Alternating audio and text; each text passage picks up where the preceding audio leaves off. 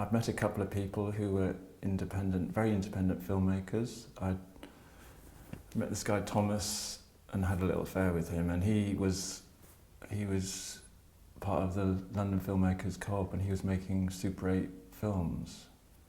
And I thought, wow, I never met anyone who made films. In those days, people didn't have phones with cameras in. Cameras were like television and huge and expensive, and as far as I was concerned anyway. So I'd never even thought about making films, but I had got an urge, I think. I'd seen programs when I was a teenager on television about young filmmakers, and I'd sort of been interested, but never thought I had the confidence to do anything about it. So when I met Thomas and then his ex-boyfriend Bruno, they were both doing stuff at the London Filmmakers Co-op with Super 8, and I thought, wow, they're filmmakers. So when I saw this article in Capital Gay about a lesbian and gay, or maybe it was a gay youth video project, I can't remember if it was lesbian, gay, or just gay at the time, I just thought, oh, I'll go along to that, especially as I was living in the Oval, just around the corner from where the first meeting was, which was Oval House. And so I went along to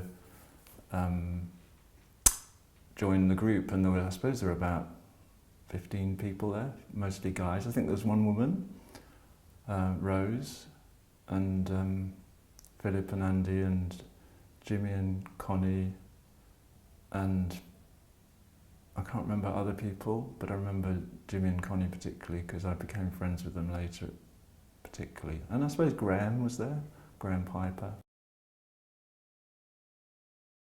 It was Philip Timmins and Andy Lippman. They'd set it up. They'd already done a project called the Gay Video Project, where they'd made a video about the police attitudes to gay men, and I remember seeing it. It was quite amusing. It was quite conventional in a way, the way it was made, but it was quite amusing. And through that, they got some money, I think, from Channel 4, because Channel 4 was just starting as a development grant to do something more, and they decided to use that money to get younger people involved rather than just themselves again.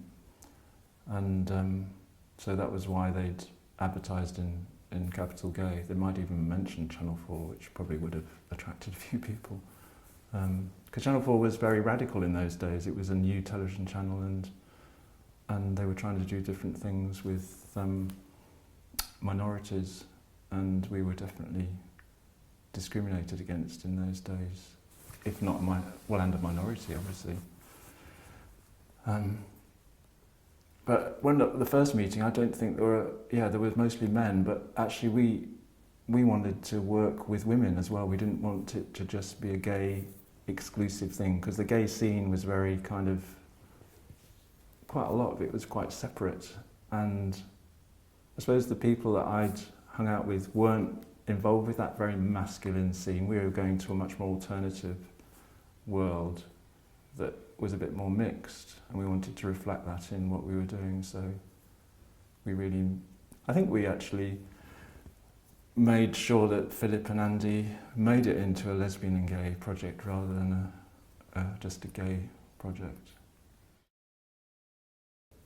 I don't think the way Philip and Andy set it up, they were kind of producer and director, I think, and they were going to get us involved and us to make a video about being young and lesbian and gay, or young and gay as far as they were concerned originally. But we decided actually we wanted to make it. We didn't just come along and weren't just willing to be participants in it. We wanted to be involved much more. Well, they obviously wanted us to help filming because they couldn't do it all themselves, but so we basically took over, I think. Well, what I remember is us meeting at Philip's flat and trying to work out what documentary was and how we wanted to make it. People were watching, recording stuff on VHS from the television, and I don't remember watching much, but I remember us experimenting with cameras and playing around, just sort of seeing how we could film things that would make them more interesting. And particularly when we were, I remember us, because we knew we were going to interview people, we were really trying to work out the best way of interviewing people without the camera being kind of a dominant feature that would, put people off. So that we'd like get quite an intimate situation. The camera would just be over the shoulder of someone who was filming, and so that it would look like almost looking at the camera, but it wasn't. It was just off. I mean, that was fairly conventional for, I suppose, for documentary filmmaking. But what the other thing was we were wanting to do was not have any narrator. We looked at various, lesbian videos about television programs about gay men or lesbians, and a lot of them had a rather impersonal narrator. And we quite early on decided we didn't want to do that. And like Isaac says in the video, we wanted to show how we do things. We didn't want to hide the artifice. We didn't want to. We wanted to show that it was a construction, but in the same process, we actually made a construction that was artificial. We ended up, after we were filming in Fiddick's Fat, they found a studio we could use, Ronald Grant's building we could go to, and we cleared out all his Cinema Museum archive stuff and created this white studio space where we met. But it was a bit of a set. It wasn't just where we met. We made it into a set, and we chose a smaller number of us than the 25 or more people that were involved to be filmed more particularly and represent who we were as the filmmakers, marginalised and without a voice in the media world. It's such a different world today. We were interviewing each other, but initially I wasn't part of that group. I was just one of the people doing filming, because I actually had a full-time job, unlike a lot of people who were on the dole, on the dole I suppose would be the alternative. And so I was spending all my spare time coming to the project, so I wasn't there during the day a lot, but except at weekends, I suppose. Sometimes I would take days off work and be involved with it. So initially I wasn't part of the set group, but Toby got hepatitis, I think, and therefore they wanted to find someone else, and they chose me.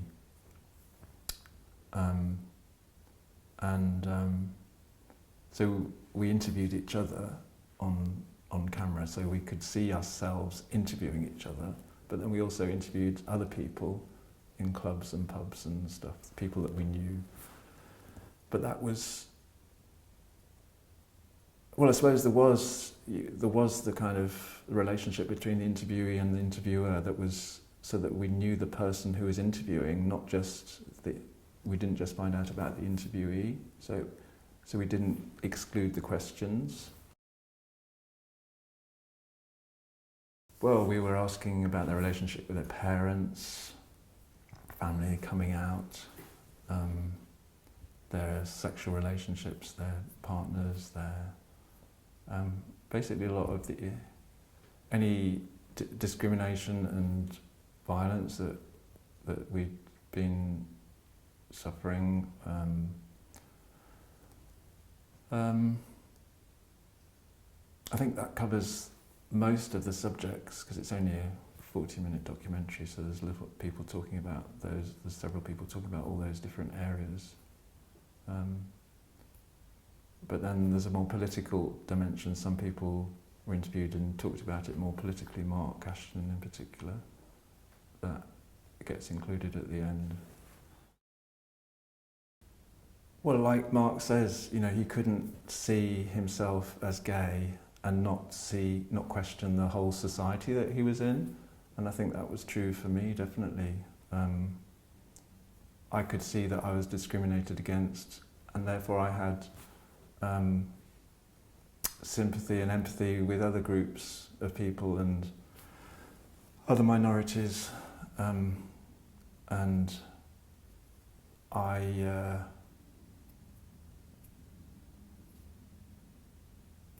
I'd been involved. I saw myself as a socialist. I don't know whether I was really, but I saw myself as a socialist and had been involved in demonstrations and went on gay pride marches, but when they were political demonstrations rather than Mardi Gras, as they've become. Because I'd been at university and got involved with student politics a little bit and been on CND marches, pro-choice marches, and had a feminist kind of education, as well as a socialist one. And I think quite a number of the people in the group were quite radical and wanted to change the world. I mean, I suppose what I really do remember is being in Philips-Patten doing these little workshops. Sort of, we kind of created a bit of a curriculum of filmmaking for ourselves, you know, and studying what other people had done, but also experimenting with how you could use a camera and look at the possible effects of how a camera has on a situation. And I just remember finding that very exciting and inspiring, really, because it was a period of creativity and friendship building as well. You know, we all became really good friends for the whole year. It was an intense time. It's a bit like doing a university degree.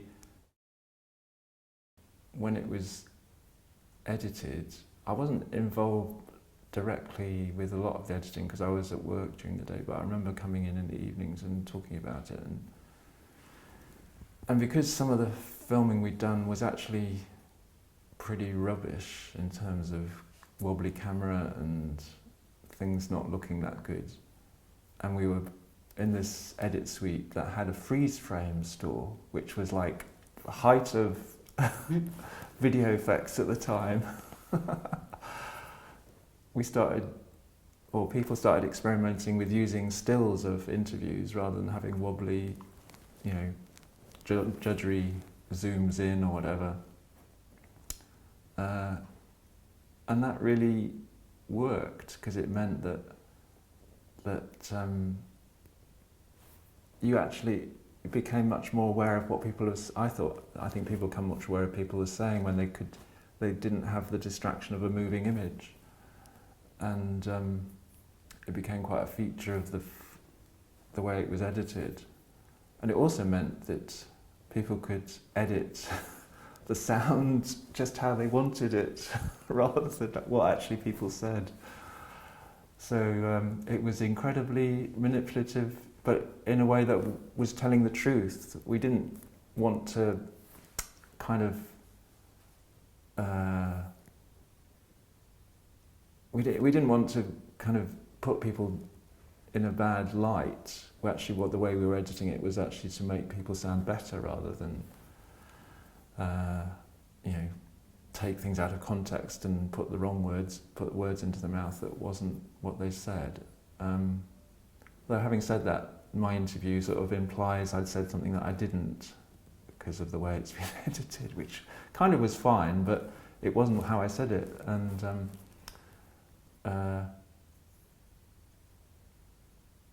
but it just meant editing the sound became much more straightforward, because you could get rid of the ums and ahs of people if that was a bit boring, or if they made a mistake, then you could just chop it all up and you wouldn't know because the style was like that. I mean, then there's all those bits of TV that people recorded. I wasn't so much involved with that. That was all edited in as comments. I mean, I suppose the way it was structured was something that I found really interesting, was that we decided that, because we went out filming in different, well, the men went out filming and did interviews, which we end up not using, but the women went out and did interviews in Ridley Road Market, and we used those interviews as the kind of the straight world, interviewing people in the market about what they thought of lesbians and gay men, and what were lesbians, and what were homosexuals, blah blah blah, and did they know anyone? And so as a device, we wanted to separate that out from the world that we lived in. So we filmed a monitor showing those edits, and then we had our space, our white space, where we talked to each other, and then we had our friend space, which was unmediated. It was just in bars and clubs and people's flats or wherever else, and that was just normal. But we created this white space so that we knew that was us, and we would sometimes be interacting in that space and talking about the editing or talking about the filming of stuff.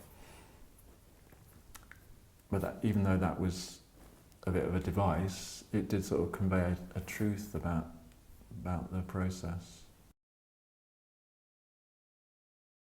It was shown in a youth slot at midnight on 2 consecutive Fridays or something, and at the time I felt like, oh God, how annoying that it's not being shown properly, where people can see it. But actually I discovered years later it had a really positive effect, because I met 2 young men who were about 14 when it was shown in 1986, subsequently, because they recognised me from it.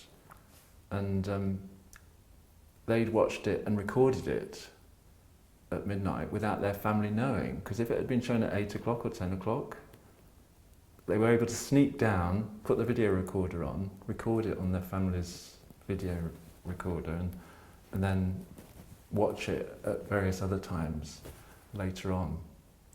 And these 2 guys actually had kind of watched it hundreds of times probably, and they felt like they knew us. And one of them actually I met through the college I went to when he joined the college after I'd left, and I was teaching him how to use a video camera, and he came up to me and said, "Oh, Jeff Cole," and I was like, "Oh, how do you know my name?" But I just assumed he'd seen it on the wall or something. And but then something really weird happened, in that tragic, a friend of his committed suicide, or no, it wasn't as bad as that. His friend died in a fire, his best friend from back home, and because he felt like he knew me, because he'd seen me on the video, and because he'd heard me listening to people, because you often see the back of my head in the shots, he felt he was able to talk to me,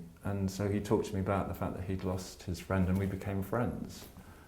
So that was a kind of really bizarre kind of consequence of making this video and then it being shown on television. And then this other guy I knew, he was in Manchester, and he lived in the building next door to where I worked. But I didn't discover that immediately. I used to see him around, and I thought, he's definitely not looking at me. I don't know whether you've ever experienced that, but he would be walking along the street, and I'd see him quite regularly because I was working in the same areas he lived in, obviously, and but he was not looking at me. Anyway, I subsequently saw him when he was working in the Whitworth Art Gallery in the shop there, and I thought, oh, that's him. And then I went up to the till, and he said, "Oh, hi, Jeff. You're Jeff Cole, aren't you?" I was like, "How do you know my name?"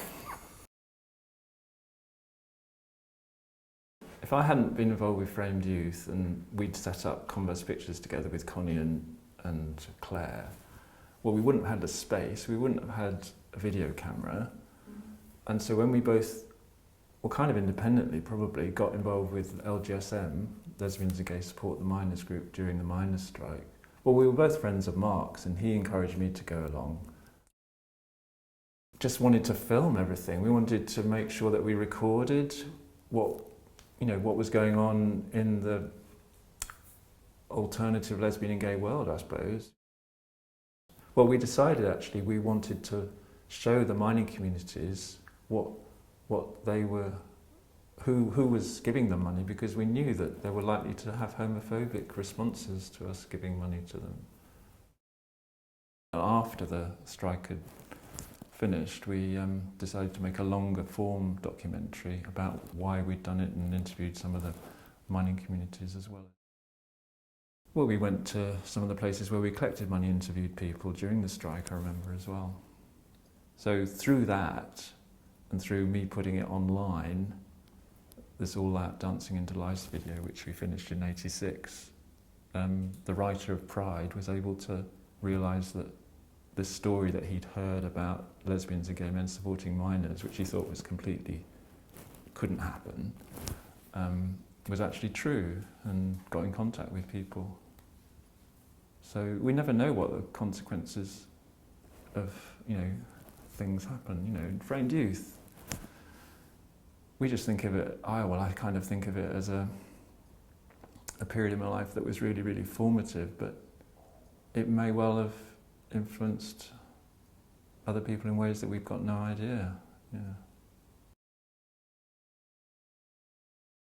As a result of it, several of us really wanted to carry on making films and seeing what we could do to do that afterwards. It wasn't, I suppose several of us did really see it as not a springboard, but as a way of developing ourselves. Profound effect, yeah. I think I'd done a degree in electronics, which I thought was a bit more interesting than it turned out to be. And then I tried to work as a research engineer, but I was pretty rubbish at it, to be honest, because I wasn't really that scientific in lots of ways. And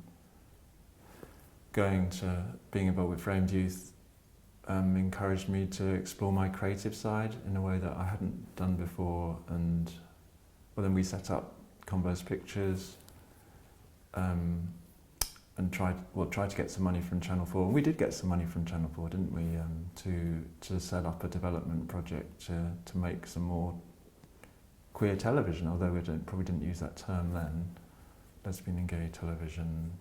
We had quite quite exciting idea, but they didn't end up going with it. But I guess because I'd been involved with that, I got involved with that alternative Channel 4 and filmmaker world.